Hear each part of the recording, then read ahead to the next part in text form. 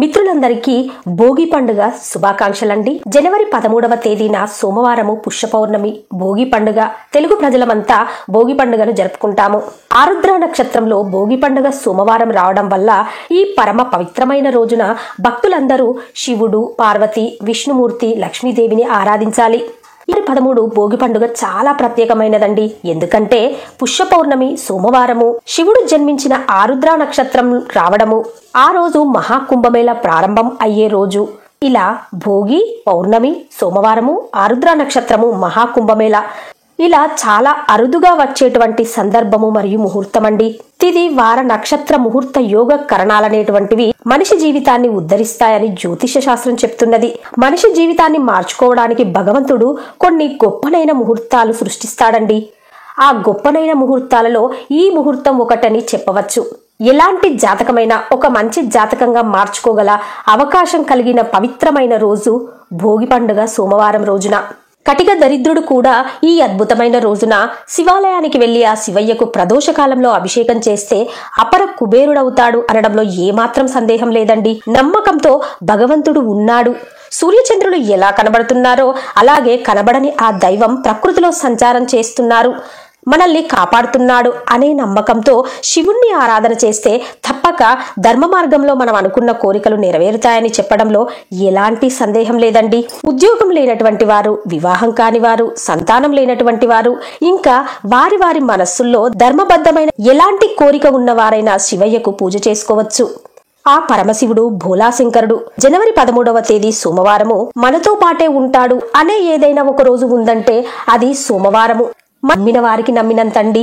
భోగి పండుగ ప్రతి సంవత్సరం వస్తుందండి. ప్రతి సంవత్సరం మనం జరుపుకుంటాము. భోగి అంటే భోగభాగ్యాలు ప్రసాదించేది అని అర్థం. ఆ రోజు మనమంతా ఇంట్లో ఉన్న పాత వస్తువులు, అంతేకాక మన చెడు ఆలోచనలు, మనల్ని ఇబ్బంది పెట్టే సంఘటనలను ఆ భోగి మంటల్లో వేసి కాల్చేస్తాము. ఇక మన జీవితంలో ప్రతి క్షణం మనకు నచ్చినట్లుగా జరిగితే అంతకంటే అదృష్టం ఇంకేముంది చెప్పండి. ఇంకా మన పిల్లలకు దిష్టి దోషాలు తొలగించుకోవడానికి భోగి రోజున భోగి పండ్లు పోస్తాము కదండి. రేగు పండ్లు, చెరుకు ముక్కలు, చిల్లర కాయిన్స్, పువ్వులు వేసి వాటినన్నింటినీ కలిపి 5 సంవత్సరాల లోపు పిల్లలకు కొత్త బట్టలు వేసి భోగి పండ్లు పోస్తూ ఉంటాము.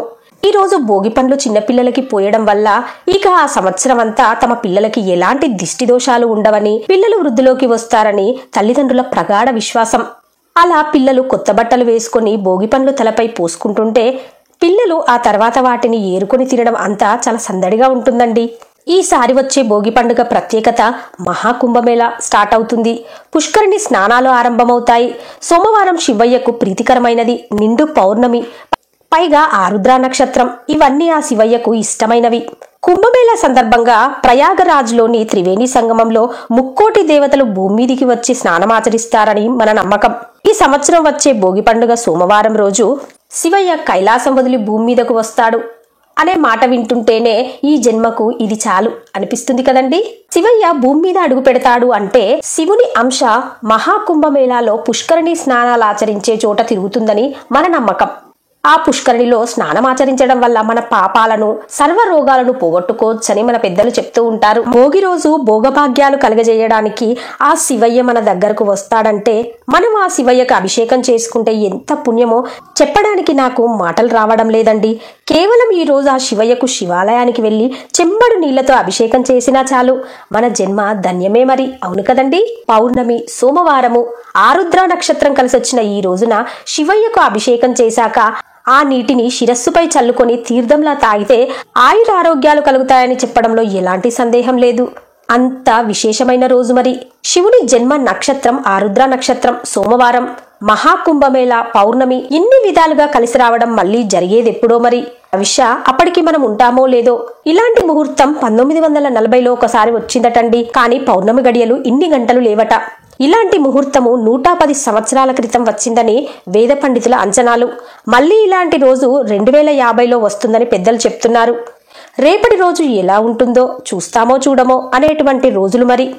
అందుకే ఇంతటి అద్భుతమైన రోజు మనందరం వినియోగించుకొని ఆ శివయ్యకు అభిషేకం చేసి ఆ శివయ్య కృపకు పాత్రలమవుదామండి.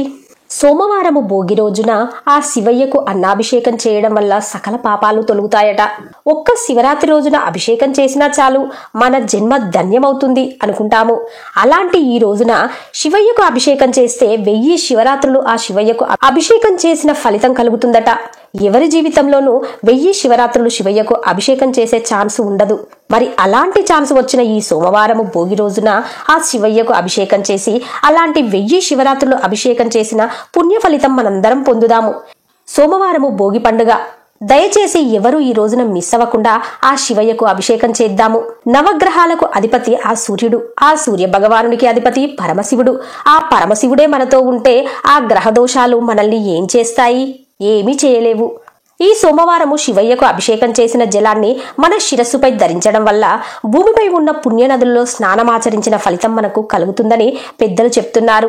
అంత పరమ పవిత్రమైన అత్యద్భుతమైన రోజు భోగి సోమవారము.